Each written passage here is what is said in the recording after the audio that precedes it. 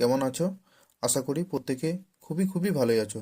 যাই হোক, তো আজকে তোমাদের একটা নতুনত্ব বলবো না। এই যে বোর্ডটা তোমরা দেখতে পাচ্ছ, 4440 বোর্ড। তো এই 4440 বোর্ডের ডিটেলস, মানে এর রিপেয়ারিং প্রসেস এবং এর মানে ওয়ারিংটা কীভাবে করা হয়েছে। তো তোমরা অনেকে যেটা ভুল করো, যে ভলিউম কানেকশানে একটু প্রবলেম করো, বা অডিও কানেকশানের কিছু প্রবলেম হয়তো তোমরা করো, কারণ যারা নতুন।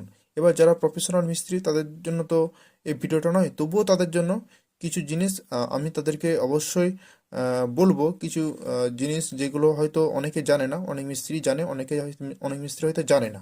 তো যারা জানে না অবশ্যই আমার এই ভিডিওটা দেখে নিলে ছোট বড় সমস্ত মানের যারা মিস্ত্রি আছো, মানে এই 4440 বোর্ড সংক্রান্ত, মানে এইরকম টাইপের যে বোর্ডগুলো হয়, যেমন স্যাটরন কোম্পানির এই বোর্ডটা। তো এই বোর্ডটার আমি ডিটেলস সব কিছু বলবো, একটার ওয়ারিংটা একদম সঠিকভাবে, যেখানে কোনো হামিং হবে না। এবং এর ডিটেলস আরেকটা জিনিস হচ্ছে যে এর সাউন্ড কোয়ালিটি। সাউন্ড কোয়ালিটির সমস্ত ব্যাপারগুলো আমি বলবো। আর এর রিপেয়ারিং প্রসেস, এবং এর এই যে অডিও সেকশন, এই ড্রাইভার সেকশনটা, এর প্রবলেম হলে কি করতে হবে না করতে হবে, আমি টোটাল জিনিসগুলো বলবো। তো তোমরা ভিডিওগুলো কেউ স্কিপ করো না, আমার নতুন চ্যানেল তো। তো তোমরা একটু আমাকে প্রমোট করো। তো এই 4440 বোর্ডটা সম্বন্ধে তোমরা সব কিছু ডিটেলস কিন্তু পেয়ে যাবে। আর তোমাদের বারবার কোনো কোনো ভিডিও দেখতে হবে না। এই 44 টাইপের বোর্ডগুলো তোমরা অনায়াসে চোখ মুজে কিন্তু তোমরা বলে দিতে পারবে যে কোথাও কিছু প্রবলেম হয়েছে কিনা, বা কোথাও কিছু এটার ফল্ট কোন জায়গা থেকে আসছে। এই ডিটেলসগুলো তোমাদেরকে বলবো। তো প্রথমেই আমি তোমাদেরকে বলবো যে দেখো, এই যে বোর্ডটা আমি যখন ফার্স্ট কিনেছিলাম, কিন্তু এই যে মেন ক্যাপাসিটিটা দেখতে পাচ্ছ, আমি পরপর স্টেপ বাই স্টেপ বলবো। এটা হচ্ছে 4440 বোর্ডের হচ্ছে উপরের অংশ, মানে ফ্রন্ট সাইড। আর ব্যাক সাইডটা আমি পরে দেখাচ্ছি। তো ফ্রন্ট সাইডটা তোমরা একটু জিনিসটা দেখে নাও।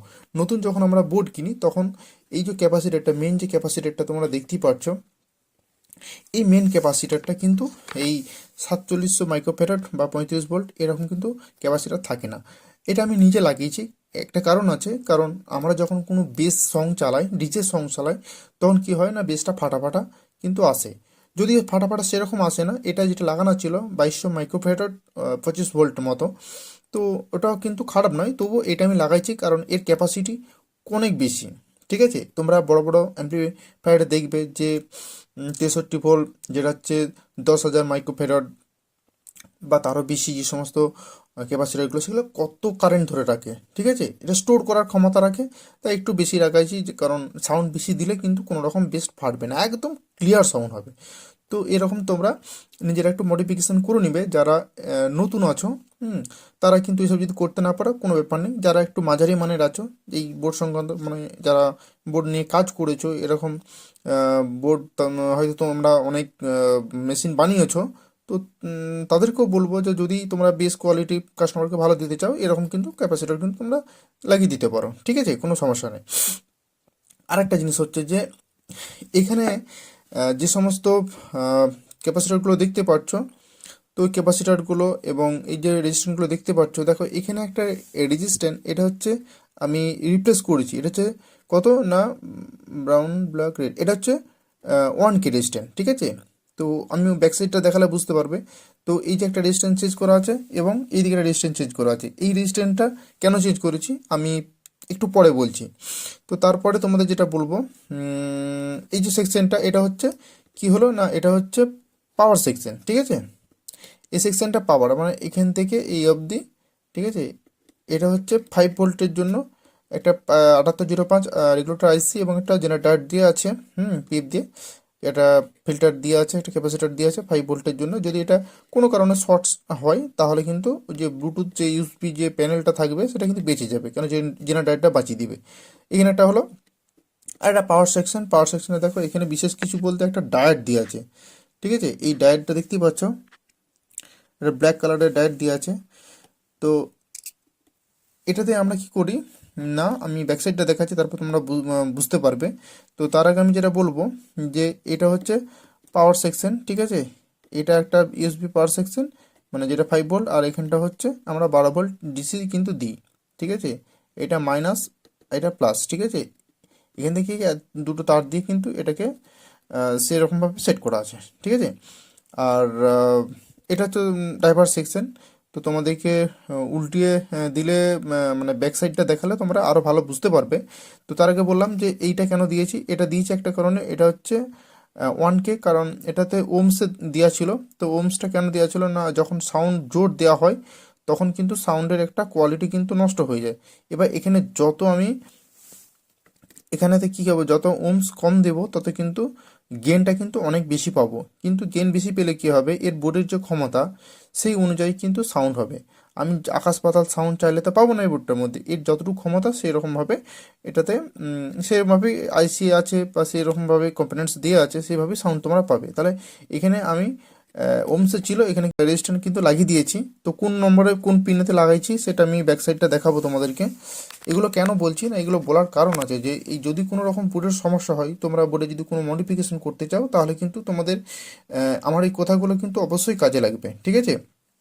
তারপর আমি ব্যাক সাইডটা দেখানোর আগে আমি এই জিনিসটা তোমাদেরকে বলবো, আমার এই ভিডিওটা একটু লম্বা হবে। তো তোমরা একটু তোমরা কিন্তু ধৈর্য ধরে ভিডিওটা দেখো এ থেকে জেড অবধি, ঠিক আছে। দ্বিতীয় তোমাদের এই 44 সংক্রান্ত বোর্ড তোমাদেরকে এই সমস্ত টাইপের বোর্ডগুলো নিয়ে কিন্তু আর কিন্তু সমস্যা তোমাদেরকে পোয়াতে হবে না। দেখো বেসিক্যালি প্রবলেম কী হয়, যখন অ্যাম্পলিফায়ার প্রবলেম হয়, আইসিগুলো যদি প্রবলেম হয়, হিট হয়, নষ্ট হয়ে যায়, ওগুলো সবাই দেখো চেঞ্জ করতে পারে।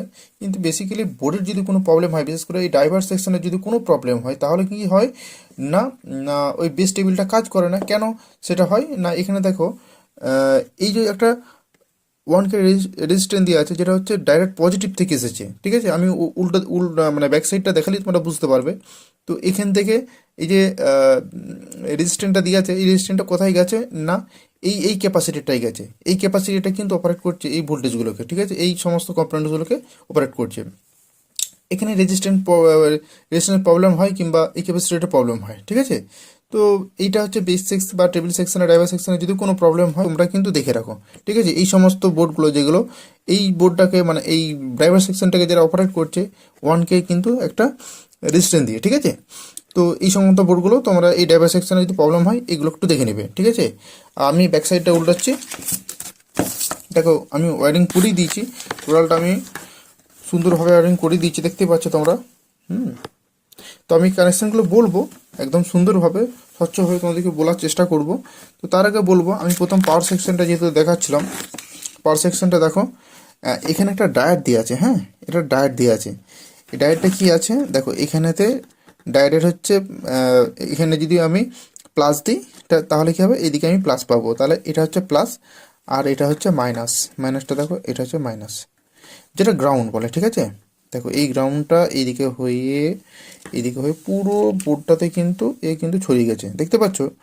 আর এই যে তোমরা লেআউটগুলো দেখতে পাচ্ছ, বোর্ডটা অলরেডি কাজ করা, সেই জন্য আমি তোমাদেরকে দেখাচ্ছি।